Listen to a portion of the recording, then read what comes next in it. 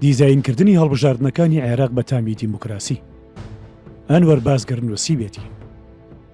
هەڵبژاردنەکانی 11 نۆڤەمبەری 2025 بۆ خولی شەشەمی پەرلەمانی عێراق بە مۆدێلی دیموکراسی شیعی دیزاینی ئێرانی بە سەرکەوتنی شیعە چوارچەوەی هەماهەنگی بە 187 کورسی بابردنەوەی گروپی مقاومە وەلایی بە 74 کورسی و بە پەراوێزخستنی بەرهەڵسکاری ماڵی شیعی موقتەدا سەدر بە سوپرایسی هەڵبژاردن لیستی سادقون عەسایبی ئەهلی حەق غاز عەلی بە 27 کورسی کۆتایی هات.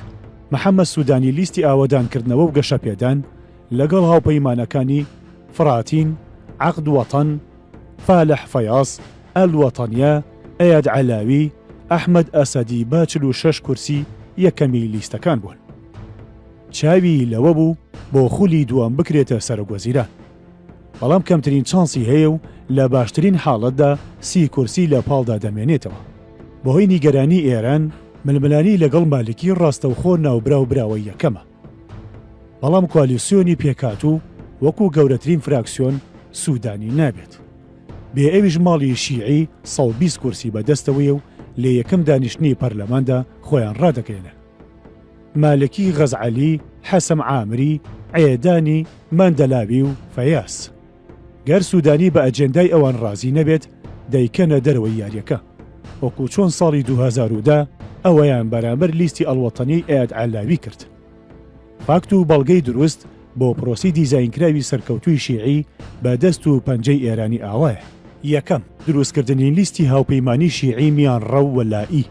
ئەم تاکتیکە هاوکاتە لەگەڵ فشاری ئەمریکا دژی هێزەکانی مقاومە و وەلاییەکان. بەڵام تێکەڵکردنی گروپی بەناو میان ڕەوەکان و مقاومە لە بابەتی فالح فەیاس لەگەڵ سوودانی، کەتیبەکانی ئیمام عەلی لەگەڵ موحسین مەندەلاوی، کەتیبەکانی سید شوهەدا لەگەڵ مالکی، حیزبوڵڵا و ئەنساڕوڵڵا.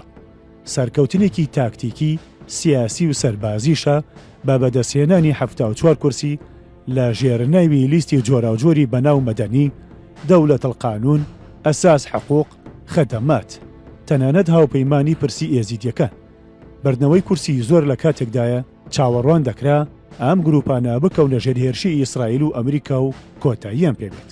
دووەم، دیزاین سپرایزی لیستی سادقون غەزعەلی بەهێزترین باڵی چەکداری مقاومە بە تەنها و بەدەستهێنانی 27 کورسی بۆ نیشاندان و دەرخستنی وەکو هێزی یەکەم و داهاتووی شیعی وەلایی ڕکابەری مالکی. نیشاندانی وەکو بەدیل و ئەلتەرناتیفی سەدر و موقتەدا لە داهاتوودا. گەر ئەوەش بزانین غەزعەلی لە سەدر جیابۆتەوە. پێگەی جەماوەری، مازهبی، جوگرافیان یەکە و هەردوو لایەن محەممەد سادق سەدر بە مەرجعی خۆیان دەزانن. هەر بۆیە غەزعەلی دەڵێ سەرۆک وەزیرانی 2029 ئێمە دایدەنین.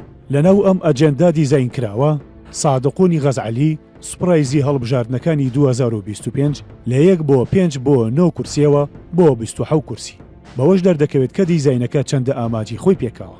سێیەم، دیزاینکردنی لیستی هاوپەیمانی شیعی و سونی لە ناوچە سونیەکان وەکو تەحالف سەحادین، تەحالف دیە لە ئولا، حەدبە جگەل لە هاوپەیمانەکانی کەرکووک و مووسڵ.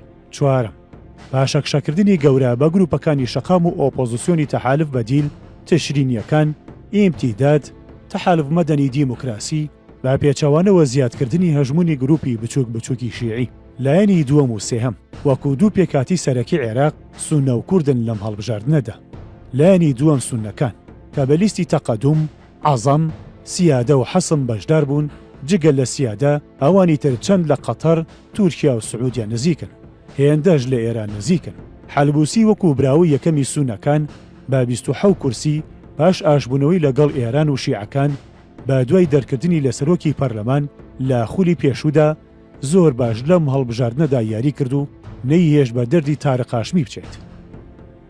ئەویش لە دەرەنجامی هەڵەی هاوپەیمانی خولی پێشوو سەدر بارزانی و حەلبوسی لە 2021 بۆیە لیستی سیادە و خەنجەر کە زۆرتر دۆستی تورکیایە و خەتەر بوو لە بەرامبەر عەزم و حەسم پاشەکشەیان کرد.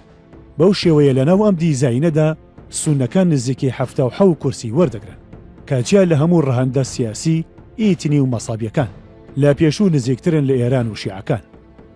ئەوەش کە داوای پۆستی سەرۆکۆمار دەکەن جگە لە کارتی فشار هیچی تر نییە.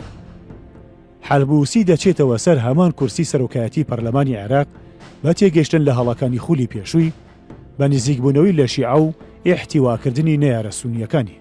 لایەنی سێهەم کورد بە 58 کورسی بێ کۆتا بوونە سێهەم براوی هەڵبژاردنەکان و حاڵی ململانێ و ناکۆکیەکانیان لە سونە خراپترە و بە هەمان شێوە لە نێوان شیعە و سونە ئێران و تورکیا یاری دەکەن.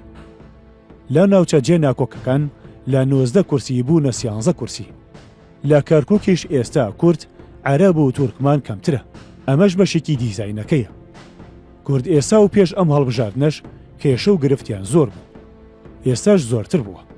پێدەچێت پێکاتنی پەرلەمان و حکوومەتی هەرێم بخرێتە دوای بەختاوە. ڕنگدانەوەی ڕاستەوخۆی دەبێت لە سەرپۆستی سەرۆ کۆمار و پرۆسەی سیاسی لە عێراقدا. گەروەک و دوو خولی پێشوو پارتی لە بەرامبەر یەکێتی کاندیدی هەبێت ڕەنگە قەیرانەکان قوڵتر بکاتەوە. یەکێتی پێداگری زۆرتر بکات لە پۆست لە هەرێمی کوردستان، هەرچەندە باز لە کارکردنی پەرلەمانی کوردستان دەکرێت لەلایەن پارتیەوە پێش عێراق تەنانەت بێ یەکێتیش. بەڵام ئەوە کارێکی زەحمەتە و قەیرانەکان قوڵتر دەکاتەوە.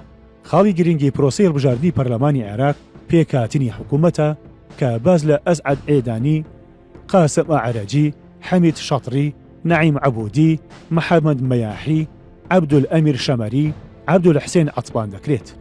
بەڵام بێماڵی شیعی نە حکوومەت پێک دێت نە سەرکەوتوو دەبێت. ئەمەش باشترین دەستکەوتی تارانە لە دوای ڕووداوەکانی 7 ئۆکتۆبەرە کە گەورەترین پاشەکشەی کردبوو.